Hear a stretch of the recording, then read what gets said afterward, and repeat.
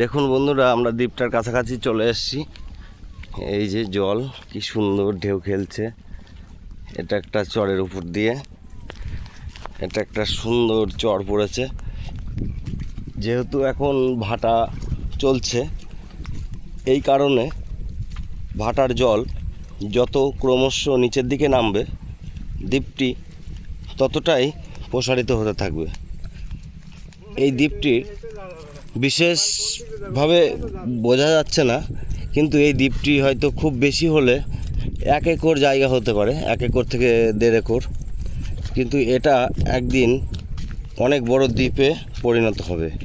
তার কারণ এই গঙ্গা নদী যেভাবে এখান দিয়ে পলি সঞ্চিত করে চলেছে, তাহার কারণে খুব শীঘ্রই এখানে এই পলিগুলো আস্তে আস্তে আরও স্তরে স্তরে উঁচু হতে থাকবে এবং এখানে একটা উঁচু ভূমিরূপ সৃষ্টি করবে। অ্যাকচুয়ালি এটা গঙ্গার পলি অঞ্চল। এইভাবেই গঙ্গার বদ্বীপগুলি গঠন হয়েছিল। যেভাবে বিভিন্ন অশ্বক্ষুরাকৃতির হ্রদ দেখতে পাওয়া যায় বিভিন্ন জায়গাতে, সেই অশ্বক্ষুরাকৃতির হ্রদগুলি সৃষ্টি ঠিক এইভাবেই হয়েছিল। দেখুন, তবে এই যে দ্বীপটা আমরা যা বলছিলাম যে চর পড়েছে, এখানটায় কিন্তু কিছুটা জায়গা, যেটা হচ্ছে 1 একর মতো আমি বলেছিলাম সঠিকই আছে, ওই 1 একর মতো জায়গাটাই হচ্ছে মূলত এখানে বেশি উঁচু। এবং এই সাইডটা থেকে অর্ধেকটা দ্বীপ প্রায় এখনও দেখুন কিছু কিছু জায়গাতে জল রয়েছে, নিচু নিচু জায়গাগুলিতে।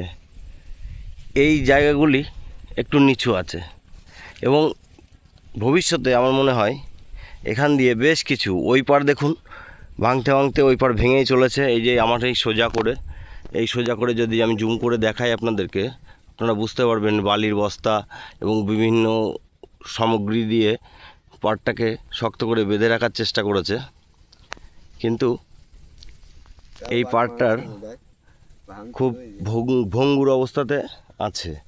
এবং উপর দিয়ে যে সমস্ত জমি আছে, এই যে জমিগুলো দেখুন, এই জমিগুলো আস্তে আস্তে কমতে থাকছে।